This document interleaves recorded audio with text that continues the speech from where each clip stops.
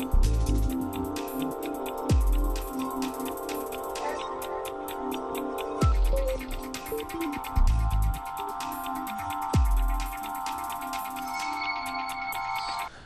Ramadan est le 9e mois du calendrier lunaire et hégirien. Il est le mois saint par excellence pour tous les musulmans du monde entier, sans exception.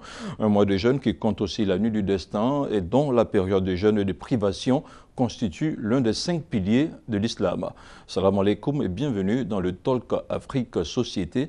Vous l'avez vu, nous parlons du Ramadan et pour décrypter ensemble ce thème du Talk Afrique, notamment comment tirer profit du mois de jeûne, nous avons 2 invités. Il s'agit dans un premier temps de Soumaïla Ouattara, imam de la mosquée Yacouba Diarra à Abobo. Sabri, salam alaikum. Alaikum salam wa barakatuh. Merci d'être avec nous. En face de l'imam Ouattara, nous avons le cheikh Ahmad Tidiane Diabaté, théologien et imam également de la grande mosquée d'Abobo. Salam alaikum. Wa alaikum salam wa rahmatullahi wa Merci d'avoir accepté notre invitation. Alors je vais commencer avec le cheikh Ouattara. Le calendrier hégirien, sinon le calendrier lunaire, c'est en islam, on sait que chaque mois commence après l'observation du croissant lunaire. Oui. Est-ce que c'est la même chose pour le Ramadan? Oui, c'est la même chose pour le Ramadan. Parce que comme le prophète alayhi salam nous dit ceci, il dit commencez le jeûne de Ramadan lorsque vous observez la lune. Et si dans les cas contraires, que vous n'observez pas la lune le 29e jour, donc complétez le mois à 30. Donc on doit être toujours patient pour d'abord observer la lune avant de commencer le jeûne de Ramadan. Donc c'est la même chose qu'on soit dans le Ramadan ou hors du Ramadan. Chez les musulmans, on observe toujours le croissant lunaire. On observe toujours le croissant lunaire, c'est obligatoire en islam. Alors, Cheikh Ahmad, dites-nous en islam, sinon pendant le Ramadan, qui doit jeûner le Ramadan et quelles sont les interdictions, les choses qui, entre griffes, gâtent le Ramadan? اللهم صل على من ختمت به الرسالة وأيدته بالنصر والكوثر والشفاعة وعلى آله حق قدر ومقدار العظيم. Merci infiniment, chers frères. Lorsqu'on parle du mois de Ramadan, on parle d'un pilier de l'islam. Alors, un pilier de l'islam est une obligation pour tous les musulmans. À partir du moment qu'on accepte d'être musulman, nous sommes obligés d'attester qu'il y a un autre Dieu en dehors d'Allah subhanahu wa ta'ala et que Mohammed est son messager. Et on doit aussi faire la prière, les 5 prières canoniques obligatoirement. On doit donner la zakat, on doit faire le jeûne de Ramadan, on doit faire le pèlerinage à la Mecque. Donc un musulman ne fait pas un pilier et laisser un autre. Donc quand on dit qui sont ceux qui sont obligés de jeûner, tous les musulmans sont obligés de jeûner. Mais Allah subhanahu wa ta'ala, dans sa miséricorde, dispense certaines personnes par cas de maladie, par cas de voyage, par cas de force majeure et ainsi de suite. Mais tous les musulmans, à partir du moment qu'on atteint la puberté, on doit jeûner. Une fille aussi qui voit ses menstrues doit obligatoirement jeûner. Et on voit dans notre tradition ici que quand on ne se marie pas, on ne doit pas faire tout le mois de Ramadan. C'est une erreur. Ou lorsqu'on fait tout le mois de Ramadan une seule fois, nous sommes obligés de faire tout le mois de Ramadan chaque année. C'est une erreur aussi. Alors quand on commence le mois de Ramadan du début, on doit achever. Et qu'on se marie ou pas, ça n'a absolument rien à voir avec le jeûne du mois de Ramadan. Étant musulmans, pubères, nous sommes obligés de jeûner. Mais il y a des gens, Allah subhanahu wa ta'ala, dans sa grâce, voilà, leur donne une autre occasion de jeûner. Lorsqu'on voyage, on est dispensé du jeûne. Et lorsqu'on est malade, là ici, la maladie est une maladie incurable, alors on ne jeûne pas du tout. Mais après le mois de Ramadan, c'est-à-dire pendant le mois de Ramadan, on donne la zakat, c'est-à-dire on donne un demi-kilo à un pauvre durant tout le mois de Ramadan. Donc ça va nous faire 15 kilos en tout. Allah subhanahu wa ta'ala pour nous montrer que donner à un pauvre peut avoir les mêmes mérites que jeûner. Mais lorsque la maladie n'est pas une maladie incurable, on attend des jours qu'on a laissés pendant le mois de Ramadan, on rembourse ces jours-là naturellement sans ajouter la zakat après le mois de Ramadan. Et une femme qui allaite aussi est dispensée du jeûne pendant son allaitement, si cela peut déranger sa santé ou celle de son bébé. Et aussi, lorsque la femme voit ses menstrues, elle aussi laisse le mois du jeûne, c'est-à-dire elle laisse ces quelques jours d'état de menstrues. Après le mois de Ramadan, elle les rembourse. La femme aussi en état de lochi ne gêne pas dans cet état. Après le mois de Ramadan, elle rembourse ces jours-là. Et aussi quelqu'un qui est effrayé, par exemple, lorsqu'on se trouve dans une situation de guerre, qu'Allah nous en épargne, et qu'on est contraint à laisser le jeûne, on laisse aussi ces quelques jours. Donc voici des personnes qui se trouvent dans des cas de force majeure qui sont dispensées du jeûne. Alors, en dehors de ces cas de force majeure que vous venez d'énumérer, Imam Ouattara, qu'est-ce qui pourrait mettre un terme au jeûne d'un musulman dans la journée? Bon, dans le jeûne des musulmans dans la journée, bon, étant un bon musulman, puisqu'on le dit que le mois de Ramadan est une occasion pour tous les musulmans. C'est pourquoi un jour, le prophète, paix et salut d'Allah soit sur lui, un jour, il venait faire quoi par les sermons. Avant de commencer le sermon, il a dit Amina 3 fois. Donc, juste après la prière, donc, le second lui a demandé, mais le prophète, pourquoi en montant, si le trône vous avez dit Amin 3 fois, et l'autre montait, l'ange Gabriel est venu à moi, et il m'a dit, il dit quoi un peu, maudit soit celui qui a vu ses 2 parents dans le monde, mais ce n'a pas été une occasion pour lui d'atteindre le paradis. Ça c'est un. De 2, maudit soit celui qui a au moins atteint le mois de Ramadan dans sa vie, au moins une fois, mais qui n'a pas été une profit pour lui d'atteindre le paradis. C'est-à-dire que le mois de Ramadan est une occasion pour tous les musulmans d'atteindre le paradis. Parce que ce qu'on peut gagner dans les autres mois, le mois de Ramadan est multiplié. Si au moins vous êtes béni au moins 100 fois dans les autres mois, dans le mois, Allah peut multiplier à 100. C'est-à-dire que dans le mois, l'homme doit prendre le courage pour faire de bonnes œuvres. Mais tout d'abord, ce qui est recommandé dans le mois de Ramadan, puisque le Coran a été révélé dans le mois de Ramadan, d'abord, il faut d'abord multiplier la lecture du Saint-Coran. Celui qui ne peut pas lire la lecture doit se rendre dans les mosquées, aller écouter les tafsirs du Coran, qui se fait dans beaucoup de mosquées ici. Et de 2 aussi, être généreux dans le mois de Ramadan aussi. Bien que on était généreux dans les autres mois, mais pendant le mois de Ramadan, il faut multiplier. Et encore, faire beaucoup encore des prières surrogatoires. C'est très important aussi pendant le mois de Ramadan. Et ensuite de là aussi, invoquer Allah subhanahu wa ta'ala. Parce que nos invocations sont agréées par Allah subhanahu wa ta'ala. Donc, ces genres de choses, on doit beaucoup multiplier pendant le mois de Ramadan. Alors, je vais reposer la même question. Mais qu'est-ce qui pourrait gâter notre jeûne? Bon, ce qui peut gâter notre jeûne, bon, beaucoup de personnes se focalisent sur la nourriture, le fait de manger ou de boire. Donc, ce n'est pas ça seulement. Moi, étant un bon musulman, lorsque tu jeûnes le mois de Ramadan, il faut savoir parler aux gens. Il y a des gens, ils jeûnent, mais ils parlent mal aux gens. Lorsque vous parlez mal, il peut que ça gâte ton jeûne, mais souvent, ça peut diminuer aussi. Bon, pendant le mois de Ramadan, quelqu'un qui est là aussi, qui sont regarder des bêtises dans les films aussi, ça peut rompre votre jeûne.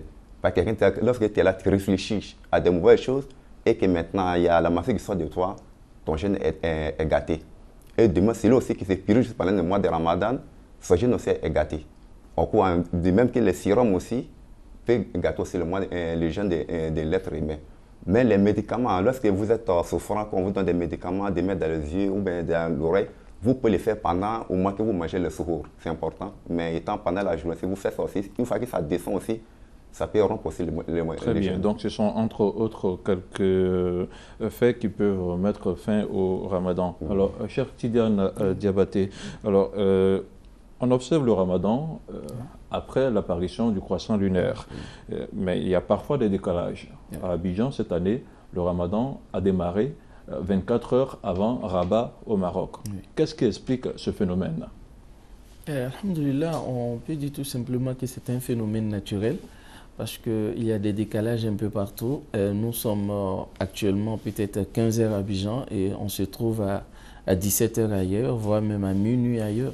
Donc, l'apparition du croissant lunaire, le musulman doit se focaliser sur les principes de son pays. On ne doit pas dire que je suis aujourd'hui malien, ou burkinabé, ou marocain, alors que je vis en Côte d'Ivoire, mais la lune a été aperçue chez moi en Côte d'Ivoire, mais je dois attendre que les Marocains commencent à jeûner avant de le faire. Donc, on ne doit pas le faire. Donc, chaque pays, chaque État, chaque continent a son moment bien précis de voir la lune. Ça, c'est la nature des choses, c'est la science. Et on doit suivre les principes, les enseignements de notre pays pour commencer le jeûne. Car le prophète Mohammed nous dit « Sumu li ru'yatihi » jeûnez lorsque vous apercevez le croissant lunaire. « Wa aftiru li ru'yatihi » et déjeunez aussi lorsque vous apercevez le croissant lunaire. Donc ça veut dire tout simplement que on se focalise sur ça et on se fie à ça pour jeûner et pour rompre le jeûne. Alors, donc, on a bien compris, pour le Marocain qui vit en Côte d'Ivoire, voilà. C'est pas parce que le Maroc a commencé le jeûne 24 heures après Abidjan qu'il doit forcément suivre le jeûne au Maroc. Évidemment. Il doit se focaliser sur le début du jeûne en Côte d'Ivoire. Alors, Imam Ouattara, expliquez-nous un peu comment se fait la prise du sahour très tôt le matin. Alhamdulillah, dans la prise du sahour, tout d'abord, on peut dire que le sahour vraiment était une nourriture qui est beaucoup bénie. Car on prend l'exemple ici, la parole du prophète sallallahu alayhi wa sallam, il dit manger la sahour, car la sahour est agréée. Bon, cela dit que celui qui ne prend pas sur la sahour aussi ne pas que son jeûne n'est pas valable. D'autres se disent que voilà, parce qu'il n'a pas mangé aujourd'hui, il ne s'est pas relevé tôt, donc aujourd'hui il ne va pas jeûner. Donc, ce sahour n'a rien à voir avec le jeûne. Mais lorsque vous vous levez tôt le matin pour manger, c'est-à-dire que vous êtes consacré à Allah subhanahu wa ta'ala. Donc, le fait que vous êtes levé, vous êtes gêné, vous n'avez pas la liberté de vous lever, mais vous êtes forcé, donc vous êtes encore béni par rapport à celui qui ne s'est pas levé. Donc, la foi, c'est pas aussi bon. Le fait de se lever à 4 heures du matin pour prendre le sahour est plus important, très important. Et celui qui le fait a plus de mérite que celui qui ne le fait pas. Que celui qui ne le fait pas. Il y a d'autres qui disent qu'il ne peut pas me lever, donc il refuse de jeûner parce qu'il ne s'est pas réveillé. Bon, d'autres se disent que moi, si je ne vais pas me lever pour manger ce jour aussi. Bon, toi qui ne te lèves pas, qui ne manges pas ce jour, ça ne cause pas de problème. Mais celui qui s'est levé et il a mangé ce jour, il a plus de mérite que celui qui ne s'est pas levé. Car le prophète nous enseigne ça, alayhi salatu wa salam. Merci beaucoup, Cheikh. Alors, l'imam Ouattara a parlé de la prise du sahour. Avec vous, on va parler maintenant de la rupture du jeûne. Comment est-ce que ça se passe exactement? Alhamdulillah, c'est un moment très important pour celui qui jeûne. Car le prophète Mohammed nous dit que lorsque Sayyidina Moussa, qui est un prophète, autrement dit Moïse, lorsqu'il parlait à Allah subhanahu wa ta'ala, lui, il était l'interlocuteur direct d'Allah. Mais il y avait 70 000 voiles qui les séparaient. Mais lorsque il est l'heure de rompre le jeûne, le musulman, en ce moment, il n'y a pas de voile qui le sépare d'Allah subhanahu wa ta'ala. Donc en ce moment, on peut dire tout simplement qu'on ne voit pas Allah, mais nous sommes avec Allah subhanahu wa ta'ala. Donc c'est un moment très important pour le fidèle. Mais la rupture se fait après le coucher du soleil. C'est-à-dire qu'on ne doit pas rompre le jeûne après être sûr que le soleil est parti finalement. Voilà, donc le prophète nous enseigne en nous disant Ta'jilul fitr, qu'on doit hâter la rupture. On ne doit pas attendre après la prière de Maghrib ou faire Isha d'abord avant de rompre le jeûne. Mais dès qu'il est l'heure de rompre le jeûne, on doit automatiquement rompre le jeûne. Mais c'est un moment aussi où on doit formuler tous ses vœux. Parce que c'est en ce moment qu'Allah subhanahu wa ta'ala prend des anges en témoin en disant que tout ce que mon serviteur va dire, il a passé une journée sans manger ni boire, il n'a pas satisfait ses désirs charnels, il s'est éloigné, il s'est même privé de tout ce qui lui est licite et aussi tout ce qui lui est illicite. Parce que c'est ça aussi l'esprit du jeûne. C'est-à-dire on arrive à se priver de ce qui nous est licite et on arrive aussi même après le mois de Ramadan de s'éloigner de ce qui nous est illicite. Donc lorsqu'on fait tout cela pour Allah subhanahu wa ta'ala et il y a une heure où Allah nous reçoit. Et cette heure-là, c'est l'heure de la rupture. Et c'est en ce moment qu'on doit plutôt se concentrer sur la prière, sur des vœux, au lieu de penser peut-être à la bouillie et à ce qu'on va prendre pour rompre le jeûne. Justement, vous faites bien de parler de la bouillie et de tout ce qu'on prend. Oui. Alors, avec quoi est-ce qu'on rompt le jeûne de façon exacte? Qu'est-ce qui est agréé pour la rupture du jeûne, dans un premier temps? Le prophète Mohammed nous conseille plus la date. Car c'est une nourriture de paradis et que le prophète lui-même, dans sa tradition, rompait le jeûne avec la date. Et c'est sucré, c'est même aussi conseillé par des médecins parce qu'en ce moment, le corps a besoin de pas mal de sucre parce qu'on a passé toute une journée sans rien consommer. Et aussi, l'islam aussi nous enseigne qu'en ce moment, il faut éviter de boire de l'eau comme un chameau. Ça veut dire de modérer, voilà, et il est préférable aussi de prendre chaud parce que le ventre est resté pendant toute une journée sans rien recevoir. Et lorsque on se donne tout de suite à une boisson glacée, ça peut aussi déranger pas mal de choses dans notre santé. Donc il faut rompre le jeûne avec la date, ce qui est recommandé par le prophète Mohammed. D'accord. Alors, le mois de Ramadan, il dure 30 jours dans certains pays, souvent c'est 29 jours. Est-ce que vous pouvez nous expliquer le sens de chaque décade? Alhamdulillah, donc tout dépend de Allah subhanahu wa ta'ala, c'est des choses qui sont naturelles. Bon, chez nous ici en Côte d'Ivoire, si nous voyons que vraiment le mois atteint le 29 que nous avons aperçu la lune, donc il est obligé que nous déjeunons. Bon, mais les pays qui ne voient pas aussi, ils sont obligés de compléter le mois aussi à 30. Donc ça, c'est un truc qui est naturel, qui vient de Allah subhanahu wa ta'ala. Donc ça peut partir même de la vie. Maintenant, dans le mois de Ramadan, il y a 3 fois 10 jours. La première décade, les premiers 10 jours sont consacrés à quoi exactement? Bon, comme le prophète d'Ancien salam, il dit pendant les premiers 10 jours, sont les miséricordes de Allah subhanahu wa ta'ala. Quand nous avons à peine fini de ça, donc nous avons déjà commencé les premiers jours. Donc lorsqu'on gêne pendant les 10 premiers jours maintenant, ça fait partie de la miséricorde de Allah. Mais tout le monde en a besoin de ça. Quand le prophète dit qu'Allah dans un de ses hadiths, il dit, vous ne pouvez jamais atteindre le paradis sans que Allah ait pitié de vous. Moi, ils ont dit, même toi, il dit, même moi, prophète. Parce que l'homme, selon notre effort, Allah va nous récompenser. Sinon, personne ne peut atteindre le paradis de Allah subhanahu wa ta'ala avec sa prière, avec son jeûne, son bienfait. Car le paradis est très cher pour ça. Donc, pendant les 10 premiers jours que nous jeûnons, le point de vue que ça, c'est une miséricorde qui vient de Allah subhanahu wa ta'ala pour ceux qui jeûnent le mois de Ramadan. Très bien. On espère qu'on a vu la miséricorde d'Allah subhanahu wa ta'ala pour les 10 premiers jours. Alors, Cheikh, la deuxième décade, de quoi s'agit-il exactement? Alors, ces 3 décades-là, il faut lui dire que ce sont les dimensions du mois de Ramadan. Car le Ramadan est Donc, on va dire le Ramadan en 3 dimensions. En 3 dimensions, parce que le Ramadan est une formation. Alors, quand on parle des 10 premiers jours, qui sont les jours de la miséricorde, Allah attend cette miséricorde-là de nous d'abord, avant de nous faire recevoir, lui, sa miséricorde. Est-ce que ces 10 premiers jours, nous, on a permis peut-être à certaines personnes de rompre le jeûne? Est-ce qu'on a assisté aux nécessités? Est-ce qu'on a aidé les pauvres? Donc c'est une miséricorde qui doit d'abord venir des musulmans avant de recevoir celle d'Allah subhanahu wa ta'ala. Et après la miséricorde, c'est le pardon. Donc c'est un moment de réconciliation, de cohésion, de paix. Est-ce que les musulmans eux-mêmes arrivent à se réconcilier dans le mois de Ramadan? Est-ce qu'on arrive à se pardonner mutuellement dans le mois de Ramadan? Est-ce qu'on arrive peut-être à se réconcilier avec des voisins, avec des amis? Est-ce que dans le foyer, on arrive à prôner ce pardon-là d'abord en nous avant de recevoir le pardon d'Allah subhanahu wa ta'ala? Et qui nous amène maintenant à la 3e dimension qui est l'affranchissement de l'enfer. Ça veut dire sortir quelqu'un d'une situation très difficile. Et ça aussi, ça se présente à nous. Est-ce que dans le mois de Ramadan, les 10 derniers jours du mois de Ramadan, il y a pas mal de gens qui se réjouissent de voir le Ramadan fini, mais il y a d'autres aussi qui sont très affligés parce qu'ils n'ont pas de quoi nourrir la famille le jour de la fête, ils n'ont pas de quoi vêtir les enfants le jour de la fête, ainsi de suite. Lorsque le musulman aisé arrive à penser à tout cela, il arrive à sortir ses frères, ses sœurs des difficultés et c'est en ce moment qu'on pourra être affranchi aussi de l'enfer.